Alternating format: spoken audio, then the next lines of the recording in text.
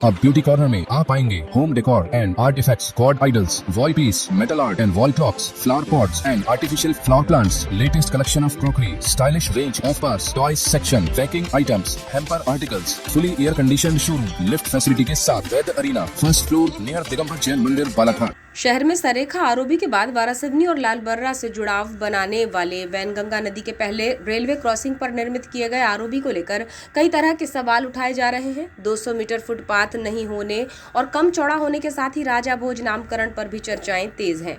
ऐसे में थर्ड आई न्यूज ने सेतु संभाग विभाग एसडीओ अर्जुन सनोडिया से चर्चा की। उन्होंने विस्तृत रूप से इस विषय में जानकारी दी।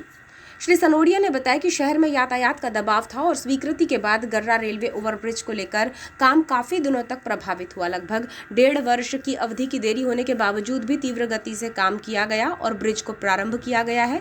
उन्होंने 200 मीटर फुटपाथ नहीं होने पर कहा कि भोपाल से वरिष्ठ अधिकारियों का दल निरीक्षण करने पहुंचा था। यहाँ पर वन अनुमति और पेड़ों को काटे जाने की स्थिति थी, जिस पर अधिकारियों के निर्देश पर ब्रिज का कुछ भाग 8.4 मीटर बिना फुटपाथ का बनाया गया है। उन्होंने कहा कि इस कार्य का भी जनप्रतिनिधियों ने समय समय पर निरीक्षण किया, जिसमें कोई परेशानी नहीं हुई और आगे भी इस ब्रिज की वजह से दिक्कतें नहीं होंगी, क्योंकि भटेरा आरओबी का निर्माण भी इसी तरह होना है।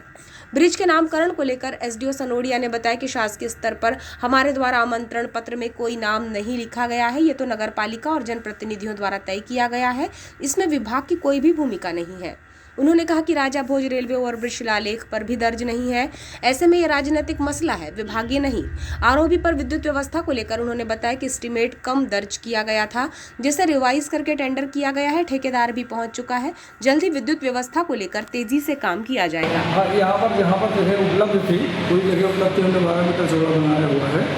और जिस जगह में कुछ फॉरेस्ट की लिमिटेशंस थी, प्रॉब्लम्स थी, वहाँ पर सर्विस रोड भी और ये नहीं बनाया जा सक रहा था, उतनी जगह कम थी और उसमें 1 हेक्टेयर से ज़्यादा फॉरेस्ट आने की संभावना थी और कुछ हरे भरे पेड़ भी वहाँ पर कट रहे थे। तो हमने तत्कालीन हमारे कारपोरेट मंत्री महोदय हैं जबलपुर के, उनको इन्फॉर्म किया। उनके इन्फॉर्मेशन पे अधीक्षण मंत्री महोदय हमारे के लक्ष्य साहब आए और 18 फरवरी को उन्होंने निरीक्षण किया, 18 फरवरी 2024 को। और निरीक्षण करने के बाद उन्होंने साइट की स्थिति को देखते हुए 1.4 मीटर के विड्थ में काम करके और कैरेज पे एक साथ रखने का इंस्ट्रक्शन दिए। उसी अनुसार हमारे द्वारा काम किया। तो सर, ये आपको 18 फरवरी को निर्देश में 18 फरवरी को हमारे निरीक्षण मंत्री ने निर्देश दिए थे, उसी के परिपालन में हम लोगों ने काम किया। यहाँ के जनप्रतिनिधियों के संज्ञान में था या वरिष्ठ अधिकारियों के? देखो, जब समय समय पर निरीक्षण होते, जरा समय समय पर कलेक्टर साहब की समीक्षा के समय पर विधायक महोदय और सांसद महोदय का निरीक्षण हुआ, तो लोगों के नॉलेज में तो रहा है। तब लोग आ रहे थे, जा रहे थे, निरीक्षण हो रहा था सब। कोई एक अचानक सदन तो उत्पन्न नहीं किया है और ये काम 18 फरवरी 24 को ही जो हमारे एससी साहब ने निर्देश दिया है उसी के परिपालन में करते हैं। तो ऐसा है कि आप ज़रूरत इतना इमरजेंसी थी कि क्या हम फॉरेस्ट से परमिशन के लिए नहीं? हरे पेड़ कट रहे थे, काफ़ी पेड़ कट रहे थे और जो कैरेज में जिस पे मेन ट्रैफिक चलता, कैरेज में की चौड़ाई में कोई फर्क नहीं पड़ रहा था।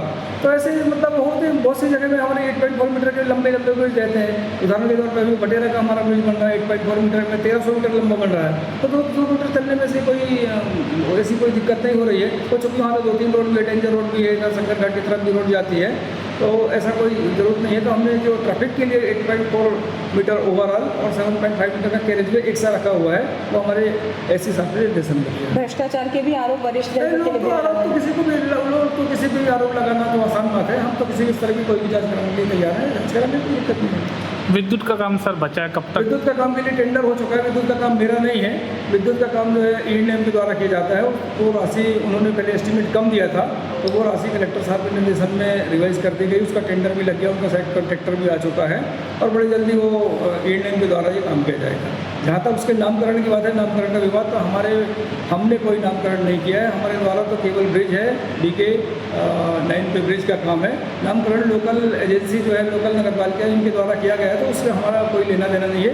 ये लोकल जनप्रतिनिधियों और अपना विवाद है, उससे हमको नाम से हमने ना कोई नाम रखा, ना ऑफिशियल है, ना हमारे कोई कार्ड में या पत्थर में कहीं कोई राजा भोज ऐसा कोई नाम नहीं लिखा है। ये सब लोकल की राजनीति, उससे हम मतलब इस ब्रिज की गुणवत्ता के लिए क्या आप कहना चाहेंगे? क्योंकि अक्सर हम ये देखते हैं गुणवत्ता के लिए अभी हमारी जो है सुप्रीम चीफ इंजीनियर्स की हमारे मंत्री महोदय ने चीफ इंजीनियर्स की कमेटीज बनाए हुए रैंडम चेकिंग में करते हैं। तो रैंडम चेकिंग में अभी हाल में ही कुछ दिन पहले 2 चीफ इंजीनियर आए और उन्होंने चेक किया और काम को बहुत अच्छा पाया और हमारे को मतलब भोपाल स्तर पे प्रशंसा की गई और प्रशंसनीय कार्य कह के हमको जो है चीफ इंजीनियर महोदय ने, और वहाँ से हमको बड़ी सराहना की कि आपने इतने अच्छे से पुल बनाया, तो हमारे काम की सराहना की गई है। और हम देख भी रहे हैं कि पब्लिक को इतनी कम समय में ट्रैफिक इतने इंट्रेंस के बाद रेलवे के 1.5 साल तक काम लेट होने के बाद भी हमने समय पर ट्रैफिक चालू कर दिया। लोगों को चूँकि बहुत ज़रूरत थी, डेंजर रोड में ट्रैफिक का काफ़ी प्रॉब्लम होता था, आने जाने में बहुत दिक्कत थी, बरसात में डेंजर रोड डूब जाती थी। तो शहर के मुख्य इंट्रेंस में जल्दी से जल्दी जनता काफ़ी दिन से परेशान हो रही है। तो ये सब देखते हुए जो हमारे अधिकारी के निर्देश थे कि जल्दी जनता को लाभ दिया जाए, तो उनके निर्देश में हमने काम किया और अब लाभ देकर हमने ट्रैफिक चालू कर दिया।